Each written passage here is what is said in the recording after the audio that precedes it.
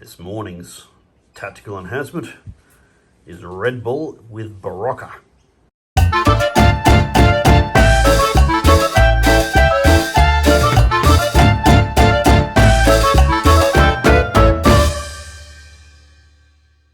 Today we're playing Team Yankee.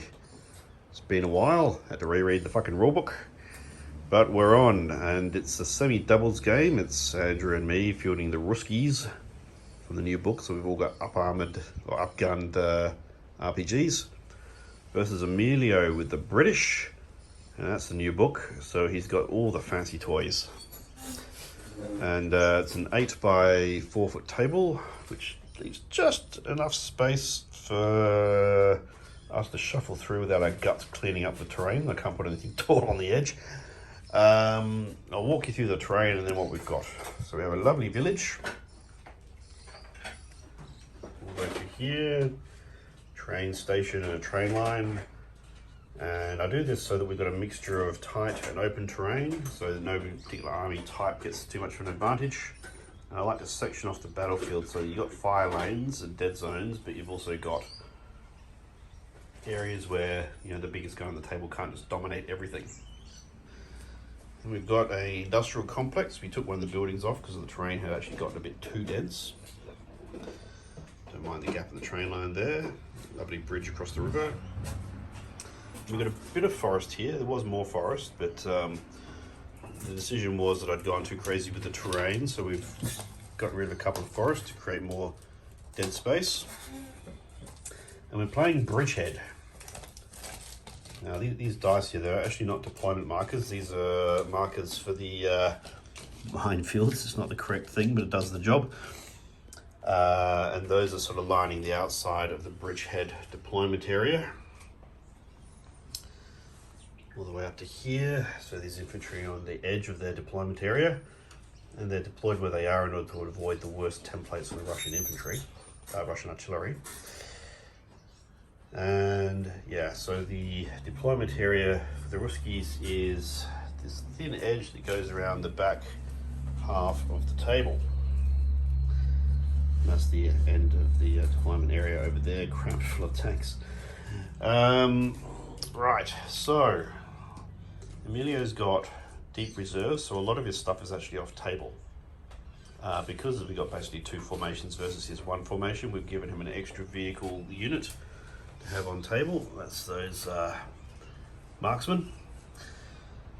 Now, Emilio, maybe talk us through what you've got to start with, and then, oh gosh, stuck my gut in and shuffle through here.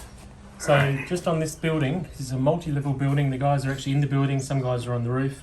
Yep, it's a platoon, so that's a mechanised platoon, and in that platoon you've got your GPMG teams, there's 4 of them, 3 of your Gustav anti-tank teams, a mortar team, paid for extra Milan in there, and you've got your troop carriers also dispersed amongst that platoon. Now, we can't take the roofs off these buildings, so they're stacked up, but you can see the multiple levels of windows they're shooting out of, except for the Milans which are shooting from off the rooftop. Yep. There's a whole lot of scorpions through here, so you can see. Yep. Yeah, there's supposed to be 8 altogether.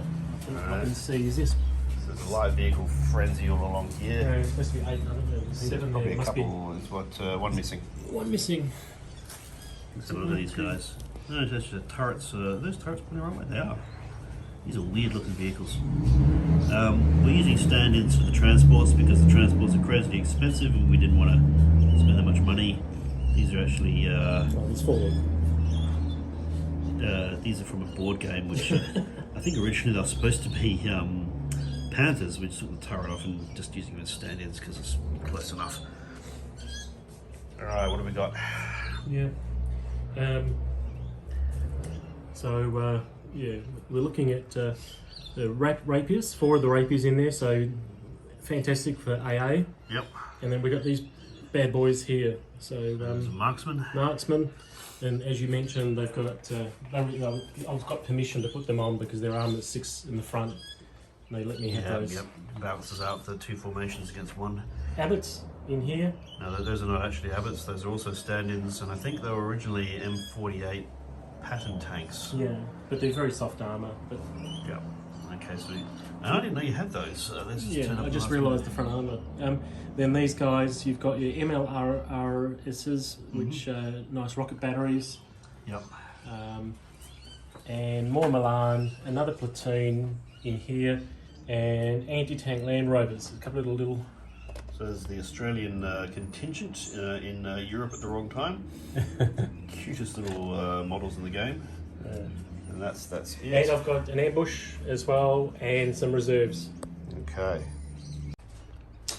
On the red side, we have here stacked up, ready to, yes, basically building hop. Somehow, in between the fucking minefields, a rather large Afghansi platoon. Is this max size or medium size? That's a medium size. Yeah, fucking hell, that's medium size. That still blows me away. So they're all a little bit mean and nasty and xenophobic and looking to get revenge for whatever they perceive as having gone wrong in Afghanistan. Backed up by some hail. And here we have, the camera's shaking because I'm shifting my ass in a ridiculously narrow bit of space to try and cram 8 foot in my garage. Here we have the, what the fuck are these things called? I can't even remember. They're the up-armoured, up-gunned rocket artillery, just to give you an idea of the difference in size for these ridiculous things. Hurricanes. Hurricanes, yeah. So the Hail is AP5. The Hurricane is not AP, so firepower 5. The Hurricane is firepower 3. So the Hurricanes will dig infantry out of cover, whereas the Hail is at its best pegging something that's not in cover. Here we've got the first platoon from my formation. The Afghansis are Andrews, so are the Hales. Now the company HQ is in there, along with a small platoon of infantry who are going that way.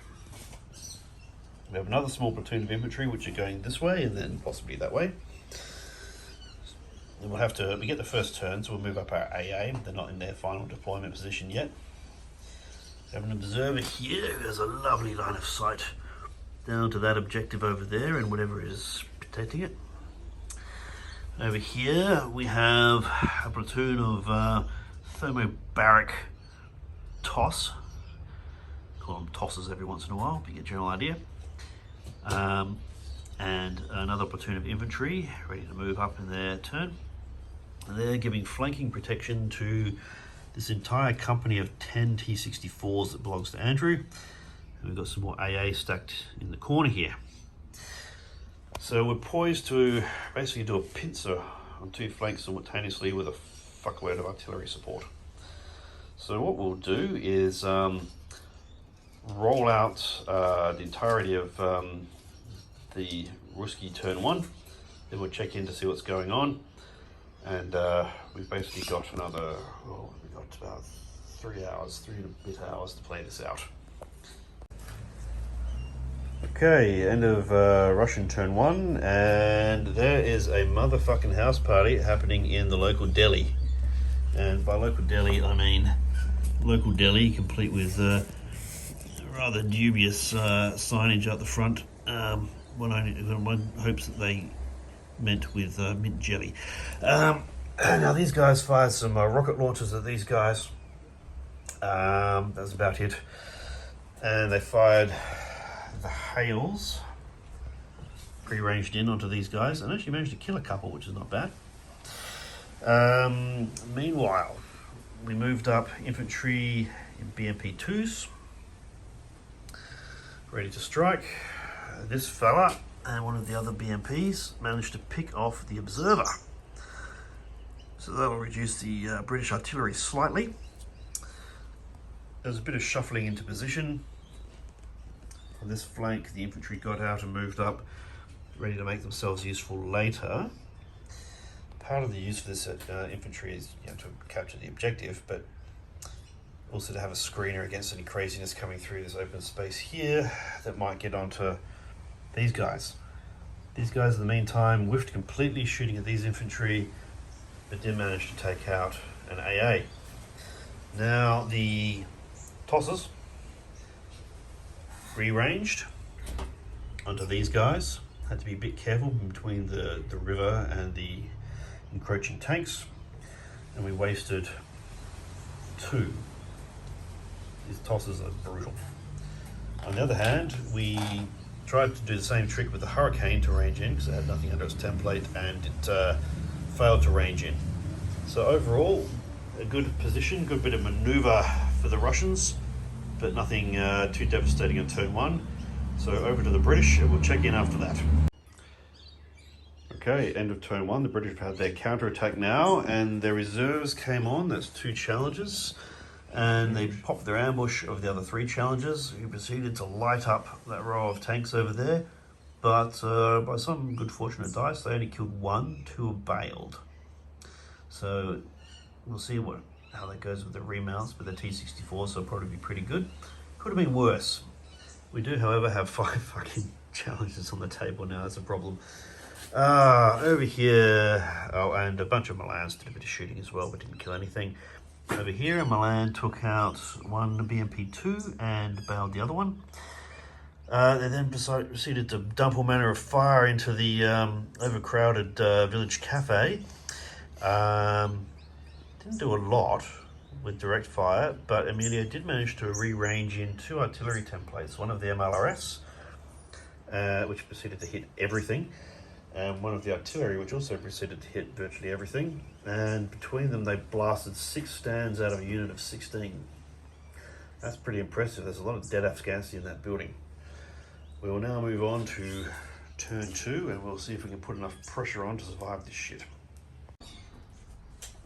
End of the first half of turn 2, the Russians have had their thing, and the Afghani failed to unpin. They didn't really want to sit underneath 2 templates for repeat bombardment, so they've actually fallen back. It's probably the first time I've seen Afghani fall back. We redeployed a bunch of APCs, and the ones that could shoot lit up these fellas in the building. These infantry lit up these fellas in the building. Lots and lots of hits. Nothing died though, unfortunately, but they are pinned as all hell. Hopefully they'll stay that way. We dropped smoke to reduce the amount of Milan fire. We popped some infantry up here before their transports moved over to put some weight of fire into those guys. At the end of the day, there is an objective there that we're pretty mindful of. And on the other flank, a shitload of tank went and lit up the remaining marksmen, but we didn't land any hits on the rapiers, so it's still dangerous over there for the choppers. Some infantry here moved up, but it was looking too dangerous to come out in the open until the tosser managed to waste another couple of stands with barrel artillery, and we rearranged in the Hurricane onto this bridge and managed to land hits on those tanks on the other side. So we've actually destroyed one of the challenges so far. It's a 13-point tank. We'll see how many of the T-64s they waste in return. Still very much anyone's game. The British turn 2. They dumped fire into these chaps who miraculously survived it. They actually brought up their low velocity guns and their recon tanks there. Did a good job of hitting, not very good job of killing. Gustavs and Milans took out some BMP-2s. As we move along the table, some reserves came in. This time it was 2 chieftains. The chieftains and the challengers managed to take out a grand total of, I think, what was it, two of the T-64s. Andrew managed to get a couple of good 6s. Now, over here in whole of artillery ranged in, bailed out some stuff, and I think killed 1 BMP. And Milan, I think, bailed a BMP. So a lot of chipping away this turn, not a lot of decisive action, but there are quite a few British tanks there at the moment. The British are just not dying fast enough, which seems to be the story of this game when fighting the British. But we're moving into turn 3 Russian, and look, we're going to force something to happen, just not sure whether it will favour them or us. First half of turn 3, semi-eventful. We moved the infantry up. We sorted out what was going on with these BMPs. We rearranged in some artillery, and these tanks came in on the flank. We'll stand on the flank and just fired. And 4 choppers turned up. You may notice there's only 2 remaining. These infantry moved up. These BMPs moved up. And the Afghansi moved up on the side flank there as well, although they couldn't shoot anything, so they're out of range. Now, in the shooting, well, these guys dumped fire into these British and killed a couple of stands with their 30mm grenade launchers. A flurry of RPGs went bonkers on these tanks and killed a couple. Yeah, BMP-2s went bonkers with spandrels and with chain gun fire and bailed another 2. Double bailed, in fact, but they passed their morale. The artillery over here bumped off 3 more infantry. There's only 1 left. He's going to be doing unit tests every turn. And we bumped off... Well, the artillery actually didn't kill anything, but we got some spandrels in under the bridge, which we'd agreed earlier was viable shots if you can get them to work. They were concealed, 3 shots, 1 of them hit, but it got in and it wasted a Challenger in the side. I'm very happy about that. Emilio's shaking his head as I speak. On the other hand, Andrew fired a fuckload of missiles out of those tanks at the AA and missed a lot. The AA took out 2 choppers. 2 choppers fired their shots at those remaining, or the other platoon of tanks there, sitting right about where Emilio's groin is, and they whiffed their shots. So Andrew's not happy this turn either. That was about it. Did I miss anything? No. No. So it's a slow grind on the British, but our king hit didn't work because the dice are fickle bastards and wouldn't let it.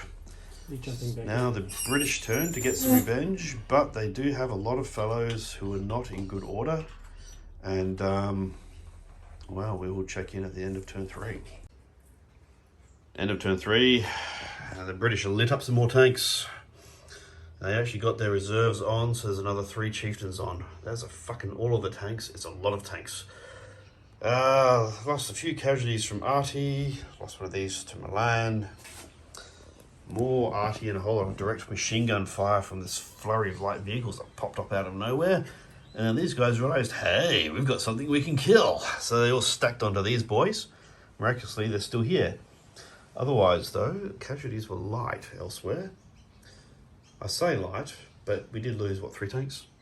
Yes. 3 tanks, yeah, they're starting to hurt over there. That's 2 full platoons of T-64s down, up against the entirety of the British armoured company, plus an extra couple of tanks, which would have been attached to the infantry. That's a fuckload of armour over there. Yeah, how many points of tanks? The most expensive were... No, I mean all up, how many points? How many points of tanks? So that's 65 in challenges. Yeah. Plus another 4 chieftains, 5 chieftains. which was 28 plus 1. 93, 94 points worth of tanks. 3 5. Taking on about 50 points worth of tanks. Half my army's tanks. Yeah, and they're all busy over here. We have no excuse for not fucking shit up over there. Yes, it's cost me my entire company. I think I was saying earlier, Andrew's basically doing a Monty at Cairn over here with his tanks. I think we've got to do a breakthrough over here with the infantry. Okay. Let's check in at the end of this turn. Right, well, it's been a brutal first half of turn 4. Over here, the tanks took out The objective says 1 probably best to rapier, pick them. Can't though. but the remaining rapiers took out the choppers. So nothing happened there.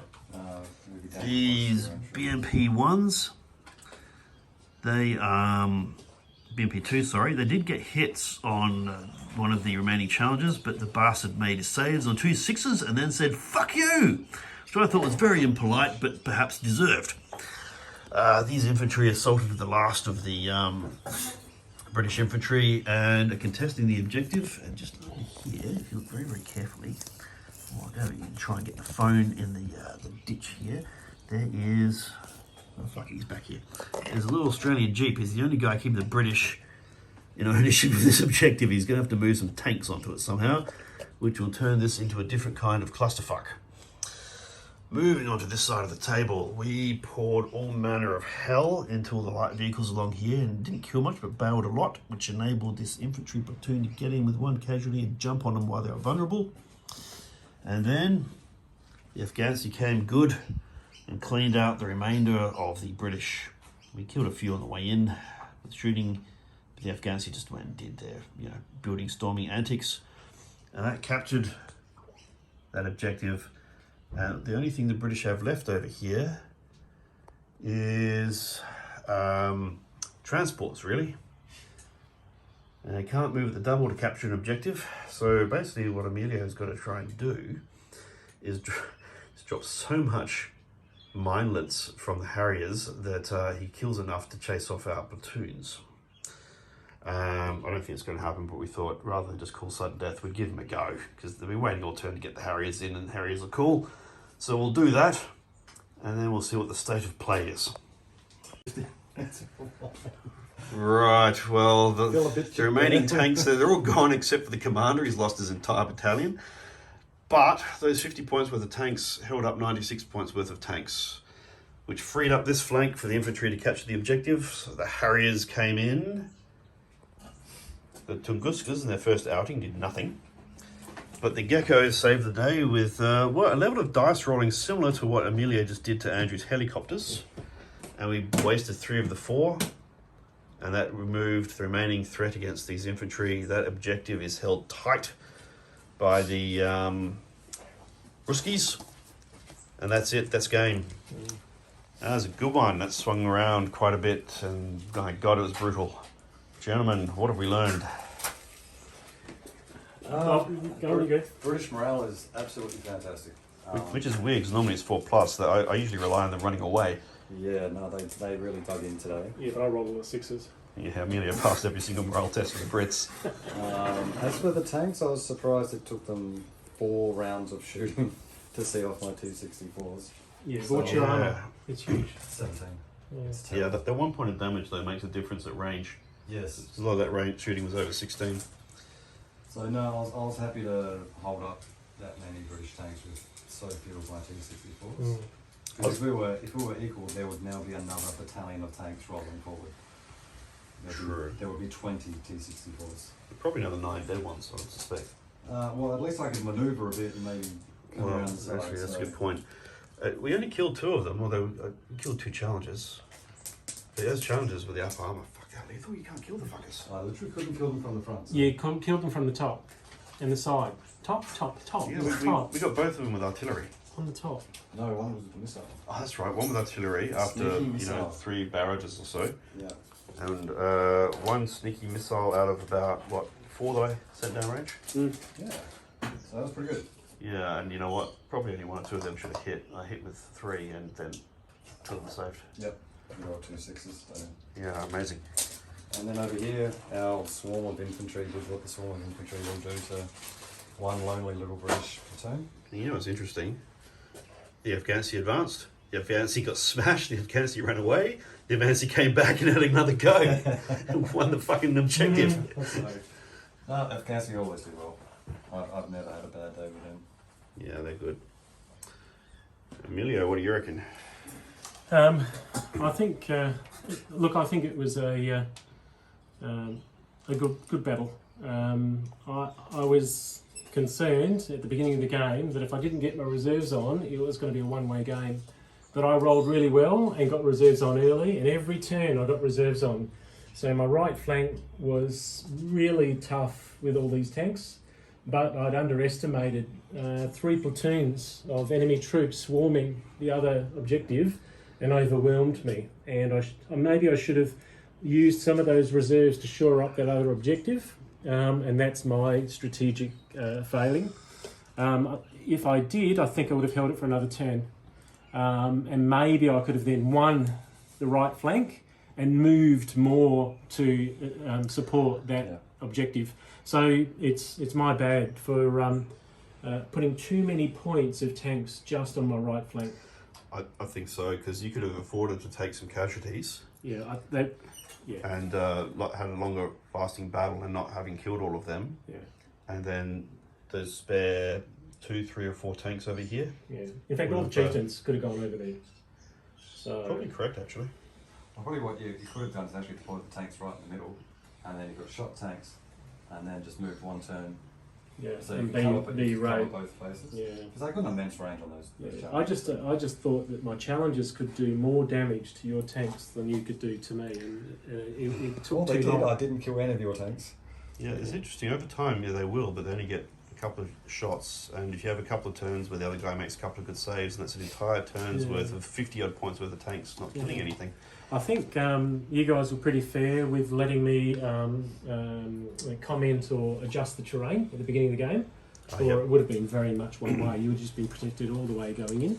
I think my mines, the way I laid my mines out overall was okay, but I should have actually put a couple of mines down at major intersections rather than just in the frontal areas. Look, I must admit, I'm no expert at mines. I think there were a couple of instances where the mines were in a couple of places where they didn't do anything, and were never going to do anything because you could just go around them. Yeah, I think minefields, they have to be touching each other to be effective. So you have 7 minefields all in a row, and you literally can't move through without setting them off. Yeah. So maybe it would have been better off putting all my mines in one area, Yeah.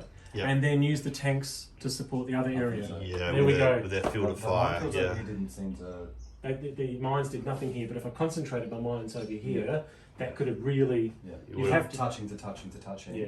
yeah. If it bottlenecked the assault, it would have been an Well, issue. I would have had the opportunity that when you actually did your assault, you would have been on the mines, Yep, and that would have been that would have been the best devastating. game Actually, play. That would have been really devastating. it would have Yeah. funneled all the entire Lessons learned, assault lessons right learned. through here. That would have been hard. If we did it all over again, I think that's what we would do. Concentrate the mines on the assault line, Yeah. and tanks over on one flank. Yeah. Totally agree. But you know, every game is a learning experience. We haven't played this in 6 months, and it turned out to be a really tight, really close game. It could have gone either way. There are some key points where things just really bowed up for both of us, both sides. I mean, And I So, rolled better. I think I rolled better than you guys. Generally does. yeah, and a couple of points where it really mattered. Otherwise, I would have said it was. Yeah, it's I rolled just, quite a few yeah. sixes. Yeah, well, the morale tests. Oh my god, they were annoying. Yeah, I rolled quite more than my share. All right, well, that was a blast. Anyone who's watching this, feel free to like, subscribe, share, or comment, and hopefully we'll get some more games of Yankee in. That was a lot of fun. As for now, it's time to go pick up a child from a childcare facility, so time to call it a day.